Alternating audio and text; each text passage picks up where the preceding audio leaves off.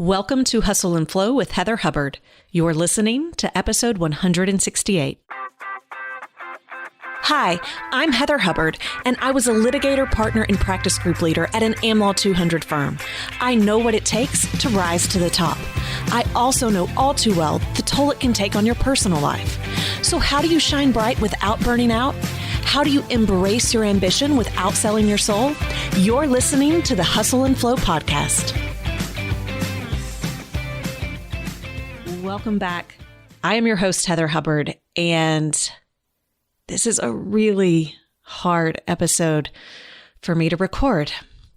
And I don't think I quite realized how emotional I might be recording this, because this is the final episode of the podcast. It has been quite a run, I have to say, 168 episodes for over 3 years and hundreds and thousands of downloads. And you have listened every week, maybe off and on throughout the years. But I have certainly felt as though every time I sat down and started speaking in the microphone that you were right here with me. And that may sound corny, but it's true. I often don't feel as though it's just me when I'm sitting here speaking.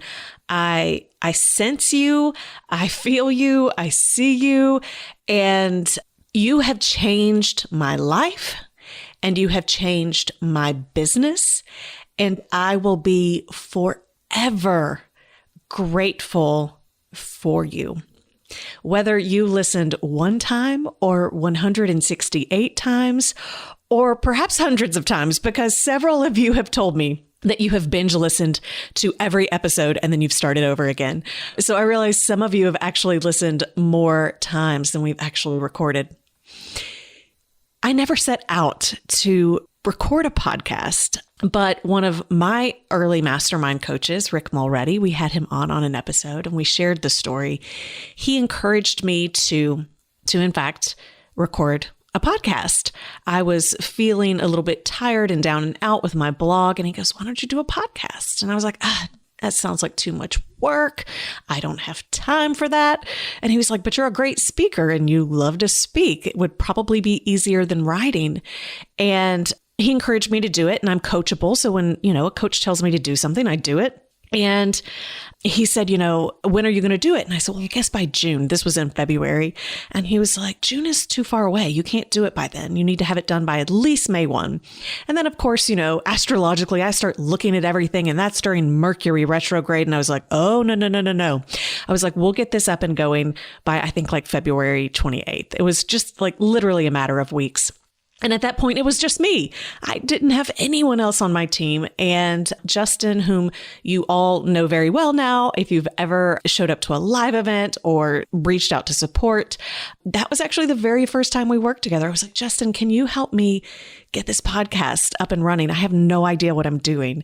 And he did. And our relationship has just built over the years. And now he, is with us full time. And he's been with me with this podcast since day one. And it's been such a wild ride and has brought so much meaning to my life and hopefully to yours as well. So I just wanted to come on and share with you why I am ending Hustle and Flow and what you can expect next. So, I had shared, I think in some of the previous podcasts that, last year I really felt a need to realign. And I shared, how I believe it was in the Pivot, Pause, Pursue episode, the very last one, how it's always important to make sure that you are aligned with your long-term vision. And it's so funny. Everyone keeps sharing the funny meme that says, hey, 2020, none of this was on my vision board.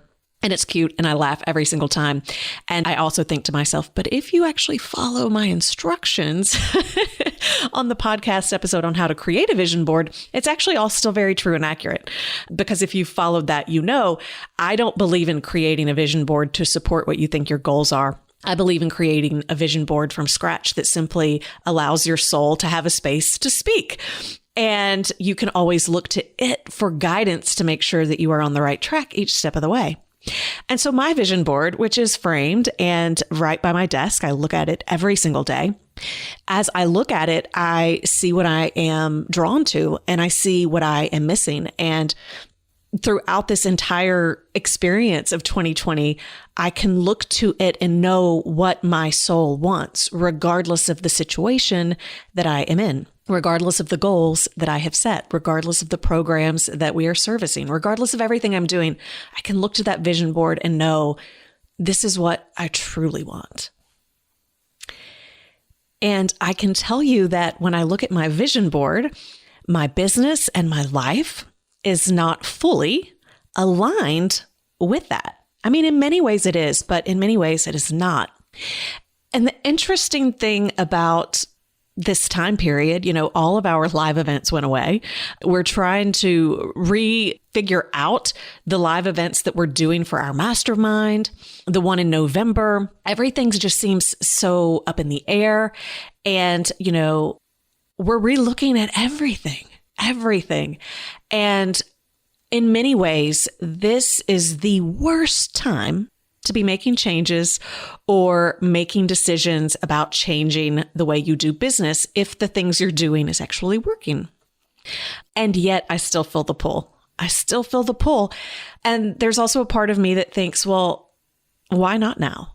Why not use this opportunity to say, I've got a clean slate, and why not create the business and life that I am wanting and desiring in this moment? Why hold on? And the why hold on is safety, security, what you know, what you've built, your reputation. I had these same feelings and these same thoughts when I left my Big Law job, when I resigned from being a partner and a practice group leader back in October of 2014. And I think I forgot a little bit how I felt during that time, but it has all come back because I'm going through it again. I'm struggling with sleeping. I'm numbing out with food. I wake up and I'm a bit nauseous and my hands are sweaty, and it's fear. It is fear. I know exactly what it is. It is fear. My husband has, when I tell him where because I'll be kind of off in a distance, or I'll just say, I'm having one of my moments, because he knows what's going on, and he will start singing Eminem's Lose Yourself. And I act like it makes me mad, but it's actually hilarious. Because it's a big leap. It's another one of those big leaps. And big leaps are not easy. They're just not. And I know you know that. Every single one of us has had an opportunity to make a change in our life. And whether that related to relationships, jobs, something else, it's really hard to let go of what you know, to go after what you want. And I've shared this in so many different workshops and keynotes over the years. The concept of holding on so tightly to something because it feels so good and it feels so safe, but you can't actually reach out to and actually grab hold of what you want until you're willing to let go. And so I've just been in this space where, as I'm being honest with myself, I am playing it so safe. I love hustle and flow. I love the women that I lead. I love that I get to share tips and tricks and tools and strategy to help grow businesses and build better lives. And none of that has changed. And it won't change even as we move forward. But I'm very much in this space of providing a ton of just practical tools and tips and wisdom. And what I really want to talk about, where I really want to have an impact, is ironically around facing your fears. From day one I've been teaching this stuff. It's really interesting. All the way back in 2014, hustle and flow has always been the mantra, even though we didn't have the podcast until 2017. But everything that I was teaching all along the way, even though it's, changed a little bit, it really is about foundational shifts and perspective and going after what you want and being true to yourself. More than anything else, learning to think for yourself and looking at what you believe and why, and creating what you want as opposed to staying trapped by what you think you're supposed to do and how you're supposed to show up in order to please others and get the acceptance of others. And so I shared last year, I believe it was, that I've had this Post-it note on my wall. It sits right in front of my desk for years. And I've actually tried to reverse engineer. I've tried to go back and kind of look in my journals. I've tried to look at my phone for pictures. And so the day that I guess I got the idea, it's not like I documented it because I can't find it, but I was able to find a picture that actually it's not of it at all, but I can see it in the corner. It's not even the full Post-it, but it's the Post-it. And it's from November 18, 2015. So this came to me before then, November 18 of 2015, a year after I started my business, over 4 years ago. And yet I've not done the thing. It came to me and I was like, I want to write a book on this. I want to speak about this. And I could visualize and I could see the stages and I could see the people that I would impact. And I would never spend time on it because I was building a business, and that Post-it note was not going to build my business. The Post-it note was what I would be able to do once I had built the business, because the Post-it note required a very large audience in order to go to a publisher, in order to be taken seriously. And so I had to build the platform first, and no one really wants to hear about that. So let's give them what they need and what they want. And 4 years later, I'm still not working on it. And I have all of the strategic and logical reasons why I've not focused on it. I'm a lawyer. I can explain anything. And they're good reasons. And it doesn't mean that they're not true. But at the core, the reason why I have not written the book, even though I'm working on it, even though it's not finished, the reason why I have not fully embraced it and endorsed it and moved forward with it is because I am afraid. I am afraid of failure. I am afraid of success. I am afraid I am not worthy to be the one sharing that message. I am worried that my voice does not matter. I am worried that maybe it does. Fear is such an interesting topic to me. And it is one that I know many people look to me for, even if that's not every episode that we're talking about. But that is why you sign up. That is why you come. It's to push through. It's to have those breakthroughs. And I think I shared to you, it was last year when I was at a speaking training, working on workshop stuff related to what I always do. And I said, I want to speak about what's been on my heart. I want to speak about what's on that Post-it. And I have gone all in. I have spent, I don't even know how much money at this point. Lots of money. So much time, both in traveling, doing the work, practicing here. Just hundreds and hundreds of hours. And did the debut in February and continued to rework it, and thought that this would be the year that I put it on a lot of stages. And of course, live events have gone away. Although I did it virtually for a group and it was awesome. So I'm still available if you're doing virtual events. By the way, it's not free. So it still costs the same as if I was keynoting your very large stage. But it's time. It is time to just do the thing. And if the message matters that much to me, and if I think the message can help that many people, then it's time to get it out. And it doesn't matter if it's perfect. It doesn't matter if it's not the way that I envisioned each step of the way. It doesn't matter that it's not going to first be, because I had in my mind, we'll do the keynote and then we'll have the shorter TED talk and then that will get buzz and then we're going to have the book. And like, this is how we're going to do the whole thing. And it's like, no, like I'm just going to talk about it. And so that's part of why I am ending Hustle and Flow. It's because I am starting the Simple Courage podcast. Simple Courage has been an idea and a concept and something I have practiced every day of my life since then. It is worthy of being shared. It is needed now more than ever. And it is selfish of me to keep holding on to it and not sharing it simply because of my own discomfort and my own fear.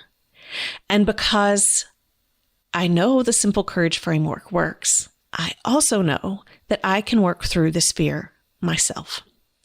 And it doesn't make the fear go away. It doesn't make it easy, but it's doable. And I know every time I have practiced Simple Courage, it has impacted me in positive ways. And so that's what we're doing. I am closing this chapter. And I have to say, because I know some of you are going to relate to this. And so I want to share in the same way that being a lawyer very much feels like an extension of my identity. So does Hustle and Flow. It feels like who I am. I mean, you guys have sent me so many gifts over the years that says Hustle and Flow. And I don't know that we're actually going to be putting that to bed. It is our mark, but we may use it in different ways. But this podcast even, I mean, it feels like such an extension of me. It is something I love. I'm not actually upset with it. I'm not tired with it. It's not that I don't enjoy it or want to do it, but I know that I can't go after what I want while still clinging and holding on to something that I also love. And those are the hard decisions that we sometimes have to make. And we get so wrapped up in who we are and our reputation and who we believe we are and who others see us as, that it can be painful. I mean, I definitely feel like I am grieving. It is bittersweet to say goodbye to this podcast, even though I know I'm starting another one and I hope you'll come listen and hang out with me. It's going to be a different format. We're talking about different things. And so this is very special to me. It feels like an extension of me, and it's part of what makes moving through this fear so difficult, because I don't want you to think that doing courageous things is easy. It's not. It is not, but it's really not that difficult either. And one of the things that you will be learning when you come join Simple Courage is that one of the tenets of it is it's about taking action even when you feel uncomfortable. Even when you feel uncomfortable. In fact, if you're not uncomfortable, you're not actually afraid. So how do you do something that feels uncomfortable? And that is you just do it. You just do it. And so the thought that I would even start that podcast and shut this one down, I mean, maybe 2 weeks in the works. And that may sound crazy, right? It's like, wait, why would you make such a rash decision? But for those of you who have heard my story about how I quit my job, you also know that was a rash decision. And it's because when there is a strong belief, when there is courage, when there is just a window of it, you have to act. You have to act while you still are willing to do it. Because if you think too hard about it, if you analyze it too much, if you talk to too many people, you will get too scared. You'll talk yourself out of it and you won't do it. But then you'll always wonder, what if? And so for me, I know that it's 100% aligned with my vision, totally aligned. I know that it is so deep in my heart and my soul that it's what I need and want to do. And so while I have this window of courage, I'm doing it. I'm just taking the action and knowing that it's all fine. It's all fine. Even if it doesn't turn out the way I hope it will or I want it to, I know that I can always come back. I can always do other things. And I think a lot of us, we get caught up in those thoughts that, well, if I have this reputation, if I've done this for so long, if this is working so well, and I stop, what if I screw it all up and I lose it all? And as I tell you guys, my clients all the time, the thought that you can never go back to what you were doing is simply an indication that you think that perhaps you were a fraud and got it all by luck. You somehow manipulated and tricked people, that it was just this, it was just this stroke of luck that will never come back again. And I know that's a lie. I see it when my clients tell me that. And so I know that that's a lie for me as well, even though personally, I wonder, but I know that I can always come back. I can do other things. But that said, I'm going all in. And so there is no plan B for me. I know some people do plan Bs. There's no plan B for me. We are going all in on Simple Courage. And I can't even tell you that the podcast is going to be teed up and ready to go next week, because it's not. I can't tell you when the launch date is. And strategically, you might be thinking, well, Heather, this doesn't make any sense. You should be telling us, here's when it's coming out, and, having everything ready to go so that it's just seamless. And I would say, yes, that makes good sense from a strategic perspective. But here's what I also know. The more time I spend on hustle and flow, the more time I spend on other things that I know I'm letting go of, it's just a distraction. And it's going to dilute my focus and my energy and my results. And the most important thing when you are doing something really courageous is to just take action and be committed and all in. All in. And so this is part of what all in looks like. It's shutting one door before the other one is fully open, before you fully have it all figured out, and just saying, I'll figure it out each step of the way. And so here's the thing. If you're not on my email list, or you're like, I think I am, but I've not gotten any emails in a while. Maybe you were and you're not anymore. Just make sure that you're on my email list. You can sign up at heatherjoyhubbard.com.